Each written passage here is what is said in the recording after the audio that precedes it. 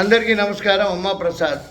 కూటమి ప్రభుత్వం కక్ష సాధింపు చర్యలు తీసుకుంటోంది అనే వాళ్ళకి నా సూటి ప్రశ్న, తప్పు చేసిన వాళ్ళని వదిలేయాలా?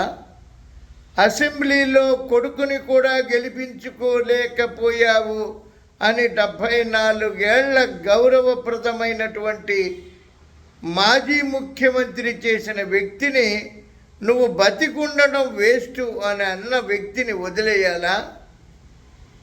నీ కొడుకు ఎవరికి పుట్టాడు అని మహాతల్లిని అడిగినటువంటి వ్యక్తిని వదిలేయాలా? లిక్కర్ వ్యాపారం చేసి వేల కోట్ల రూపాయలు సంపాదించిన వ్యక్తులను వదిలేయాలా? ఎవ్వరిని వదలవలసిన అవసరం లేదు. తప్పు చేసిన వాళ్ళకి భగవంతుడే శిక్షిస్తాడు. చట్టం తన పని తాను చేసుకుపోతుంది. ఇంకా ప్రభుత్వం అంటారా? పెన్షన్లు పెంచలేదా? పరిశ్రమలు రావటం లేదా? అమరావతికి ప్రణాళికలు వేయటం లేదా? రోడ్లు వేయలేదా? ఏది ఆగిపోయింది? ఏది ఆగిపోదు.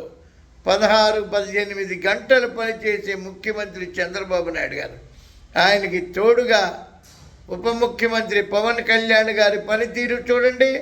గౌరవ మంత్రి వర్యులు లోకేష్ గారి పనితీరు కానీ ఇతర మంత్రుల పనితీరు కానీ చూసి మాట్లాడండి. కళ్ళుండి మాట్లాడడం కాదు, మనసుతో మాట్లాడాలి. కళ్ళు చూసినవి అబద్ధం చెబుతాయి, మనసు అబద్ధం చెప్పదు.